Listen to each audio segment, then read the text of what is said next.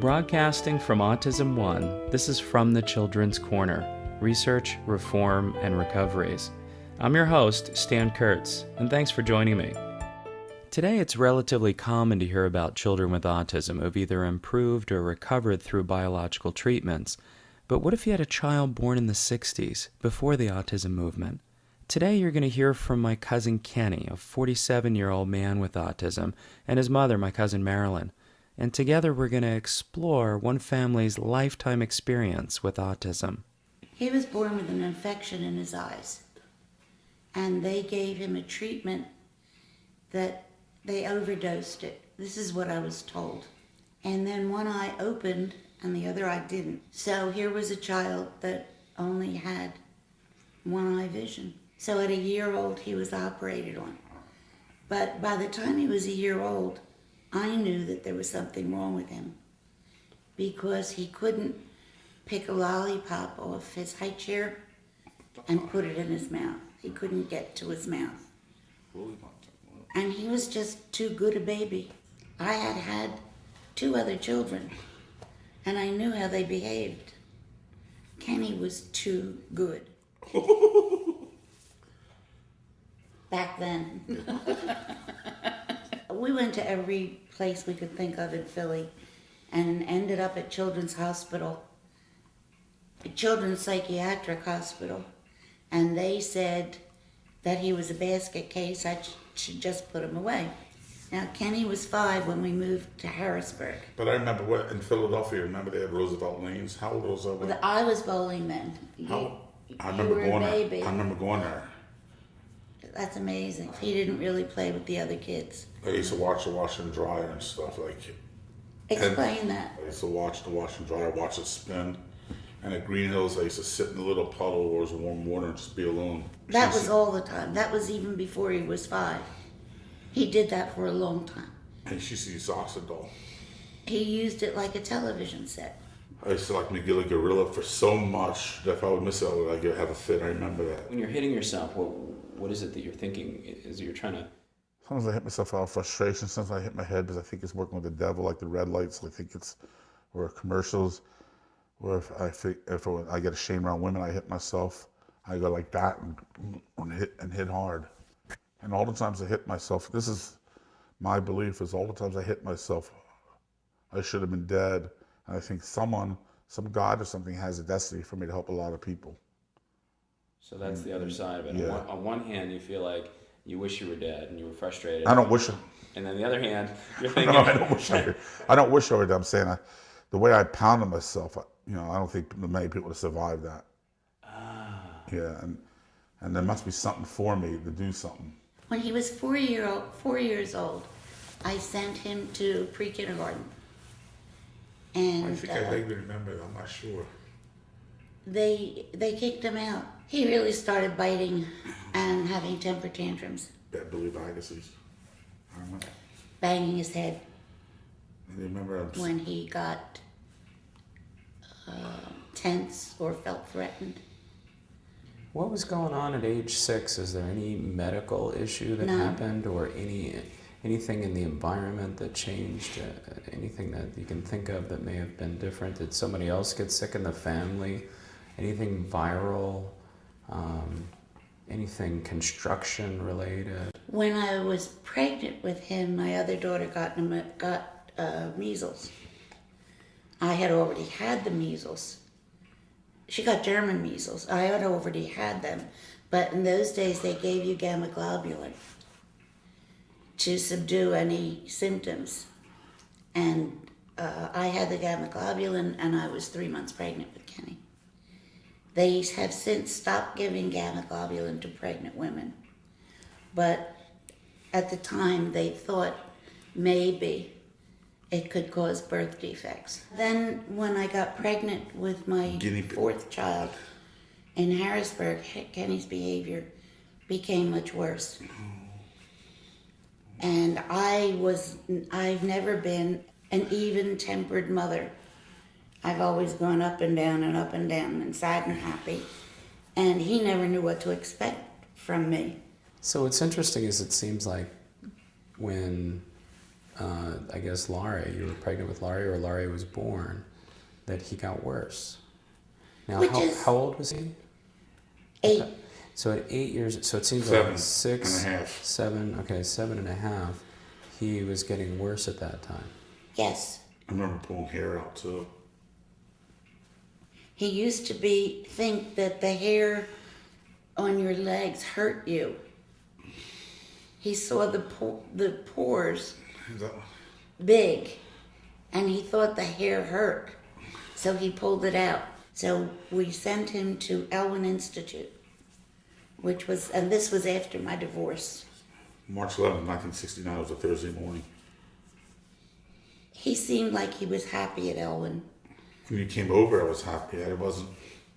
But he didn't really he never wants us to know when he's happy.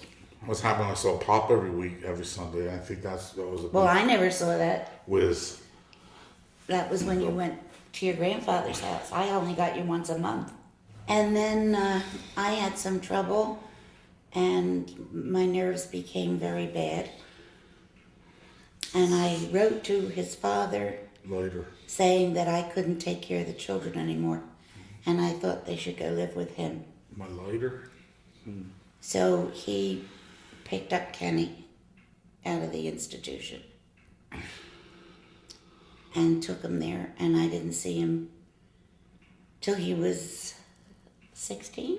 And we were in an apartment then, and I thought, I'm not going to send him away. I'm going to see if we can try to do something here. And I enrolled him in the high school, but it didn't work. It would have these days, but the schools are different He now. still had a violent temper. I wish you wouldn't have either, but you did. And he would break the walls and doors, Thanks. and he started punching his sister. I can't believe it. Now I can't hit another human at all. Except myself. And I was really bad at that time. I would run away. I would try and run away. That's why I call Suitcase a brat. Because I remember that was before that you ran away on 2nd Street or something. I ran away a few times. But what I would do is run in the back of the house and bang my head on the ground.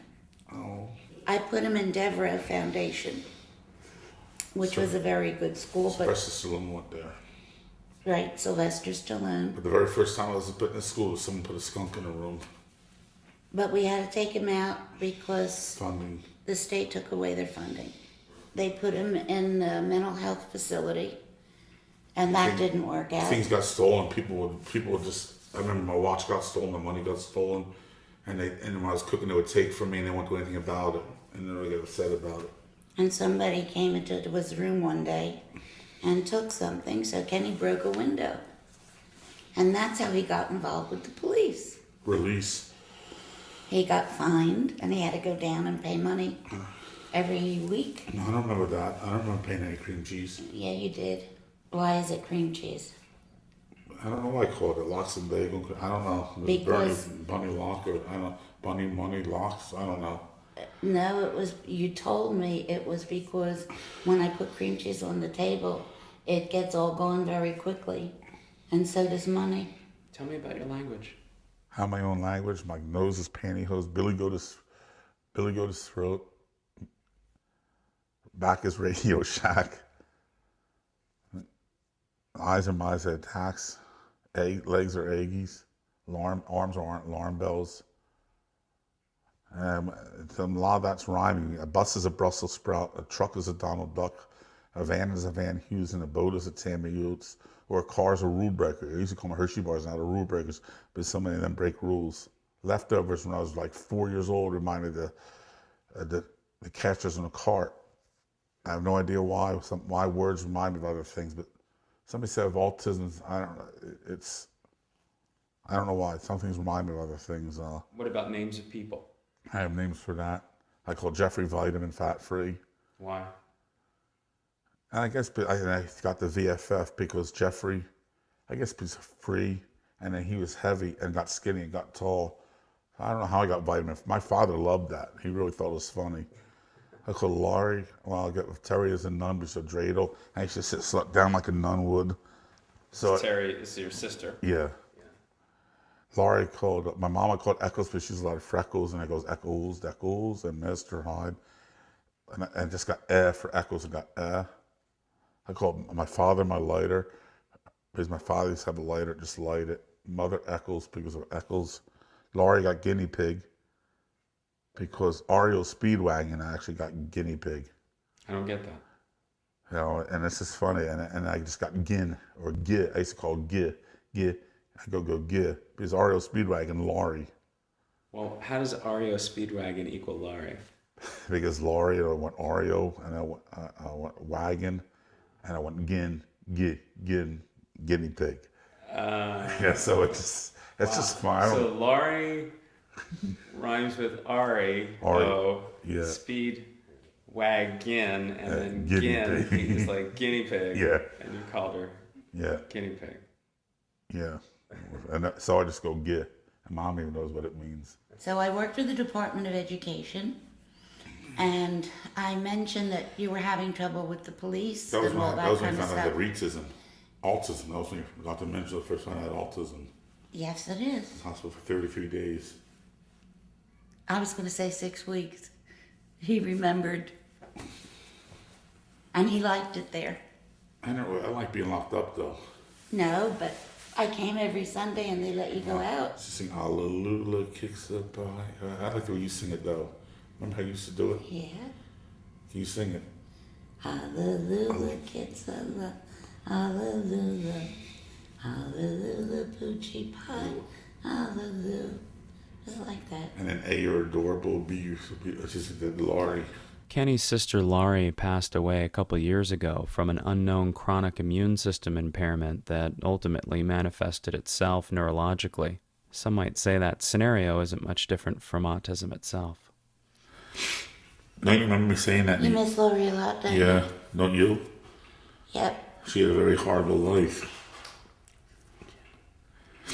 She was very hard to understand because she loved me, to protect me, but she would sometimes hurt my feelings too. She was sick too, and just like I say, I hate Mom as sick, and I don't know what else to say. Lori did the same thing. She was sick. You know what was wrong with her? What? She just had a mental condition that couldn't get better. We were having trouble with the police because Kenny would be outside and he would have a fit. And the police would come and want to take him to the emergency room, and then they put him in the mental wards. But the police got to know him and knew then to call me. So they started calling me, and by the time I got there, he knew I was coming. He would be calmed down and everything, and I That could happened take with him Terry. home. That was Terry and stuff. But that was because I had neighbors that threatened me, and then Larry would stampede on purpose to bother me. But I called the police. Say I want to kill myself. When I'm frustrated, I'll say that and stuff. And then people come over, I'm all right and stuff. It's just I have so much. I get such a low feeling, and it hurt so bad in me. The door used to slam in the place I lived at. It would slam so loud, it would make me jump. It would hurt me, and even cry. And I would be quiet for the beautician who lives there now, which I'm moving. They're moving me today and tomorrow as I'm in California, which is good. What's the hardest thing? It sounds like the noises are the hardest I don't like sudden noises. And I don't like people have the music up because I keep my music down. I always have. And I don't make noise for people. I'm totally quiet for people. Unless I have a fit. Actually, when I was moving out, or not moving out, but getting packed up, the beautician came in. And when he comes in, I'm scared to use the steps and stuff, and I'm having a big fit. There was an ambulance and police there. When was this? Let's say Monday? It was last Monday. So when he was in Pittsburgh, they did a grand rounds of Kenny. It's a book, and it teaches everybody what to do and how to do it. And I got a copy to the police, and they used it as training for the policemen. It didn't work because Yes, it did work. I know somebody was killed because they thought it was sticking something out of him, and it wasn't. Yeah, but maybe they didn't know he was autistic. You know, you have to let the police know if some kind of problem might arise. But a lot of the police also like me, think I'm special and stuff. Yes, they did. Well, McCurdy has 2 autistic children, severely autistic. One hurts on purpose. And he's always been nice to you. He's a really nice guy. And then Terry Davis. Terry Davis took you to every baseball spring training spot. But I still hit holes in the wall. I actually feel the apartment is against me and does things on purpose to bother me. The apartment? I feel You mean the walls? I feel it's out to get because I had so many bad neighbors and landlords that treated me wrong. But that was years ago.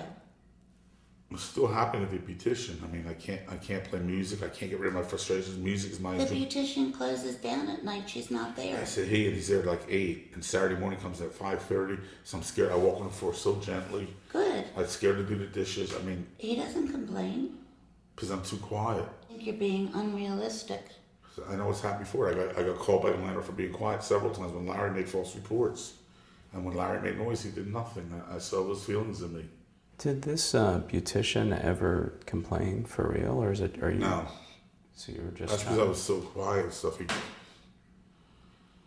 But the door would slam. It would slam so loud it would scare me, and his TV would be loud, and I want to play my music. I have broken speakers because I put my speakers up on top of the computer and stuff, and they'll vibrate off. And I close the door so I don't want to bother them. I'll never keep it loud. So it seems like when you get hurt, it not only hurts a lot, but it's something that sticks with you for a long time. Because it kept happening. Where you live now and your neighbors, I mean, what would you try to tell them so that they could learn about what it's like to be Kenny? You gotta understand and care first, so people don't care. Is it possible for you to care about everybody? No. Well, people are busy and they have lives. Yeah, but you gotta give people consideration too. Like I gave him so much. Moved in more dumps and stuff, and things got stolen, and they didn't do anything. People would steal from me, and I would get in trouble because I would have a fit. Then if I moved to a pretty nice place in Locust Lane, but then I had fits and stuff. But then I get bad neighbors. After a while, I got neighbors that threatened me because they did drugs. And other neighbors that threatened me. I wasn't allowed to. I was scared to walk down the steps. I got threatened for using the steps once. The landlord did nothing. No one did anything. And I would hit myself and call the police, and then I would be arrested for it and taken down to the hospital. How what happened to Echo Drugs? I mean, that was unfair. That hurts me. And I got a lawyer on that one. So what they did was they wrote a letter of apology and said Kenny could come back. They called the police. They thought he stole something. Oh, I remember this story. And Kenny would never steal anything in his life. And that still hurt because I would never steal. My left eye was bothering me so bad that the sunlight, I put my sunglasses back in my pocket. And they thought he was putting new sunglasses in his pocket. It wasn't, I don't know what it was. It wasn't sunglasses. Whatever I still had it them. was. Whatever He said it they was. took the stalk me and that really ruined everything. And they didn't get in trouble for it. I can't go in the store for something I didn't do. Do you feel like you can stand up for yourself today? No. If people, not when people pick on me and stuff. What happens? I'll hit myself and I'll call the police or something like that. And that's another thing that's part of autism too. If I walk in a dog box, I'll say I have a right to die. I belong in prison. I even hit myself. If a car comes and stuff, it's the same way. Even if I'm in a way of a car, it's the same way. So a lot of it is your sort of program that people are doing things purposefully because in many cases they were because of what you've been through. And I hate traffic on the TV because cars break rules. And here I used to follow rules on the bike and put my hand out and cars turn in front of me. So I hate traffics. You know, hair in the chest really disgusts me. And I mean, people look at this and I think it's gross, and you know, all that stuff nauseates. Actually, sex nauseates me knowing what happens and stuff, and it's just weird. I don't know why it's like that. I don't know if it's something my God gave me because I like to be on my own totally, and I don't like to be with people. I don't know if that's a part of it. Somehow my brain manifested itself so I can be like that, so I can be alone. I don't know. It'll go bowling tournaments. I don't like sleeping with people. When you say sleeping, you don't like sleeping next to people, or you Especially next to people, even in the same room. Do you miss having a relationship, or do you want? No, I don't want one. No, it just doesn't appeal. I like to be on my own. I like to live on my own. Okay. But I like to have friends and do things with. You like people. You like to socialize with people. Yeah, which is opposite of autism too. Right. So Kenny, tell me some of the jokes. A lot of paragraphs in prison a lot. Why paragraphs in prison? Why? Because they're always being sentenced. That's good. All right, good. I made That's it it. myself. What school's named after a type of highway? I don't know. Tulane. Tulane. And Tulane. Tulane University. Tulane University. And what school do you sneeze a lot? What school do you sneeze a lot? Yes. Achoo. I don't know. Pepperdine. Where did you learn these from? I made those myself. You made them up yourself? Yeah. That's like his language. It's like like when you drive a car and stuff, or ride a bike into a tree. You say you didn't see the tree coming, but you're going into the tree. You don't get on an airplane, you get in it. Actually, you don't get on it. Opinions of death is facts of life. What? Facts of life. Facts of life. Opinions of death. Opinions of death. Of death. Facts of life. Opinions of I don't death. understand that one, Ken. What? Facts turns into opinions. Of stays the same, and the life turns into death. Opinions of death. Facts of life. You don't understand it. It's all right. I'm autistic enough to understand it. Like this. Spock water. Spock Water. Kirkland. Ah, let's see that again. So Spock water Yeah. is like Kirk land. So everything, again, it's an opposite. That's Yeah. very good. Yeah, this place is really nice, and I think now I can really get my life together. I think I've heard that song. But once you went to that, I lived in dumps. What am I supposed to do? And I don't like me to do that. Sorry. I can't play. I can't play music apart from Malone. I don't. You know. I mean, I'm right down to right. Music was my escape, and I can't listen to it as loud as I want, or even at all. So your adrenaline builds up and stuff. There's nothing to do about it. Well, I don't have any answers, Kenny, but I sure hope having your own place. I probably would be able to handle where I am if I had put up with stuff before. Well, you got to drop the befores. But it still happens, and hopefully this place is nothing. That's right. There's nothing here And I'll to. be working more too, so I'll be helping Sean a couple of days a week, so that should keep me more busy. And I'm going to feel like I'm real full-time work. Okay. So I'll be like my own place full-time. I'll feel really normal. Wonderful. What do you think is worse, the pain of something happening, or how long it lasts in your head, Ken? It lasts a long time. It still hurt from the group homes. And that was over 20 years Yeah. ago. But what hurts is where's my justice, and that's what hurts me. I don't get justice. That's what Kenny. That's what it's all about. There is no justice sometimes. No. But I always get the punishments and stuff, and that hurts. There is no justice in the world. But I get the punishment. Ask a lawyer, and he'll tell you. And it's a big problem, Ken, for all of us, is that, not for all, but for many of us, there isn't equal justice sometimes. And But it seems like I'm not good enough to be other people when the people can threaten me and the bowling alley doesn't get away from it, knowing that they did wrong. that's right. And then even with proof, if Terry Davis was there, it happened. Right. Kenny, there's some people that haven't treated you so well. What would you want people out there to know about people with autism? Like he says, unique people are different. My feelings get hurt very easy, and people say like this Tom Stevens, he treated me wrong. If I would speak up, he would yell at me. That hurt me, and that made the whole trip pins and needles for me to whip Swissie, Texas, and back. And it wasn't fair to me. I get yelled at for keeping a plate on the table. I was going to use it again, but by this guy named Russ, and he yelled at people, and he yelled at other people. I got yelled at for leaving a tree. This was a young tree. I got yelled at for that. When other people do, they don't get yelled at. Stuff like that, I can't take. How does it make you feel? Hurt. But we can't control what other people do. We can only control what we That do. it hurts, and you can't help that feeling.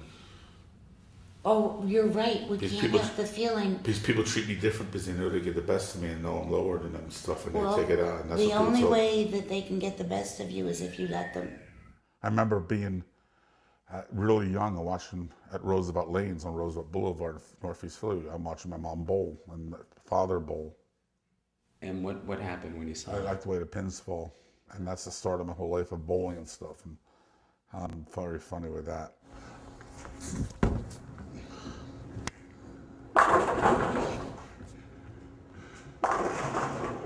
Batman break. And then things about bowling make me laugh, how I am and stuff like that. I can walk and call pins and they leave it, even on myself. And there was a guy named Greg Lindsay. He had his first date and I didn't know it. He threw the ball and I called 710. It was a pocket 710. And he hasn't talked to me since. That was like 10 years ago at least. Yeah. I call pins a lot of people. People think actually I'm possessed because I know what's going to stand and stuff. And sometimes I'm wrong and sometimes I'm right and stuff, but I get it right better than a lot of people. 2-pin.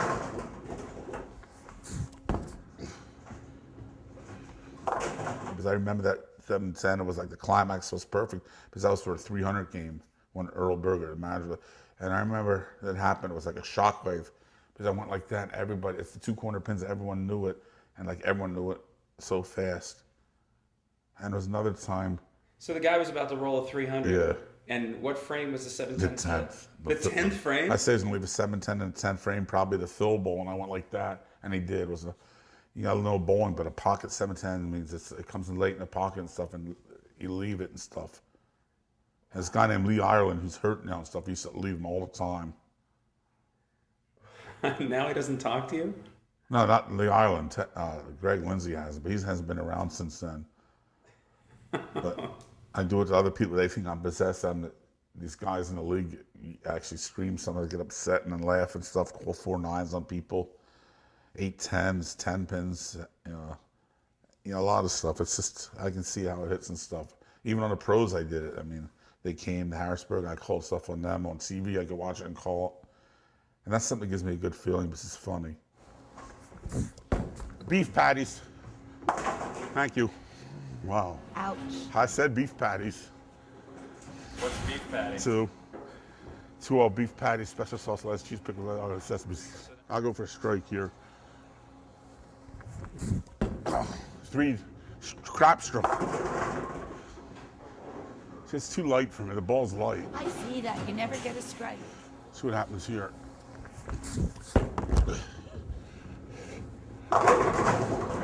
You ought to do that more often. Walk away. Wow. Oh, he did it with his left hand on purpose. That feels so good in my back when I do that. It actually feels, when I throw it like that, it helps my back. No. See, sometimes when you wait a while, you get tight very fast. Crease is the word. Here comes a strike.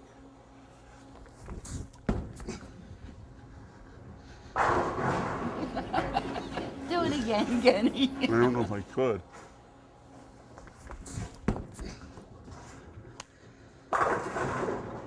Stanton, remember Stanton is an amazing man. He does stuff for everybody, very smart. Crap strike. And he does so much for kids and all that. He helps people, helps kids get their life together and everything, which is amazing. He helps kids detox, Ethan, especially kids with autism. Ethan's all better.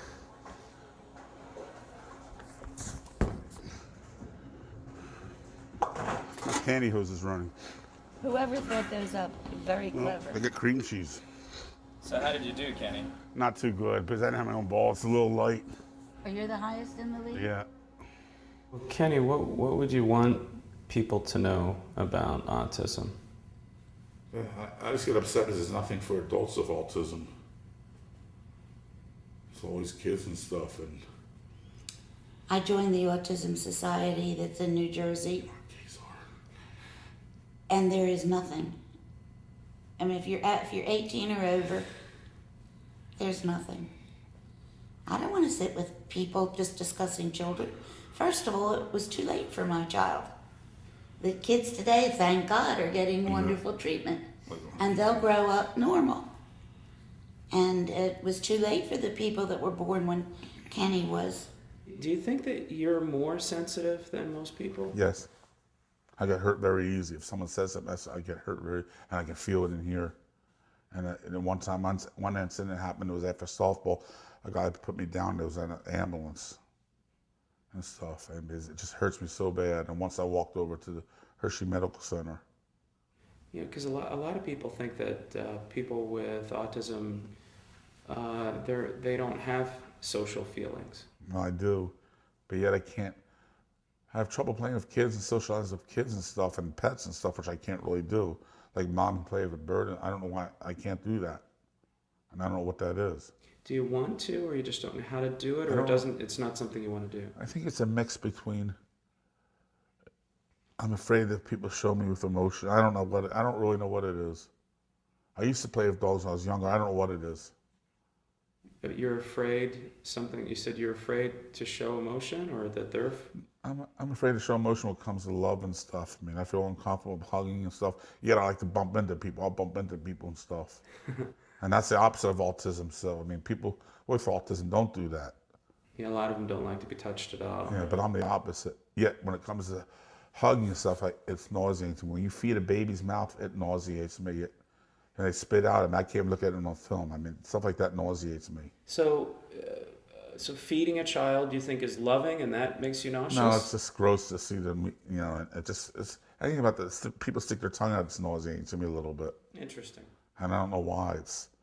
And what about love? You said expressing love is scary, or? It's not scary. I'm just afraid for people to see I have emotion. I don't know. I don't know why I can't play with a dog and show, it's hard. I'd like to relearn that and stuff like that. And I see you as having a lot of emotion. I think that, I think you do. I think you care about so many things. yeah, but I can't really, like, play with, like, have fun, a whole bunch of fun with Ethan unless mom's there and stuff, or the dog or the bird unless mom's there, or anybody. I don't know, but I asked myself, I don't know.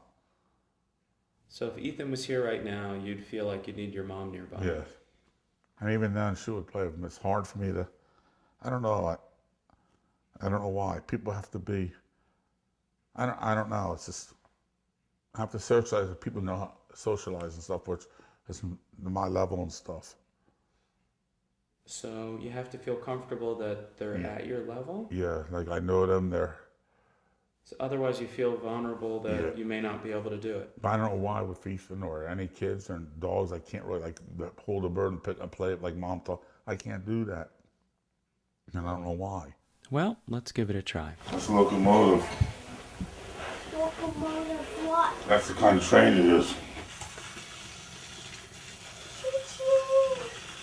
It is a locomotive. These good locomotives could go that fast. Yeah, they go. They don't have locomotives anymore like they used to. What? All this diesel. Diesel engine? I'm making one for your track. This is where the station is. Can you hand me the car? What rule breaker? What car? Yeah. It's behind you. It's a tanker. Although society didn't realize quickly enough for Kenny that autism is treatable, I still think there's plenty that we all can learn from him. Yeah, we're gonna have to get up very early tomorrow. Remember, when you sleep, Ethan, it's very important to sleep. Or you get groggy, anybody. You've been listening to Talk from the Children's Corner. We broadcast every second Monday at 12 noon Eastern, 9 a.m. Pacific. Thanks for joining us.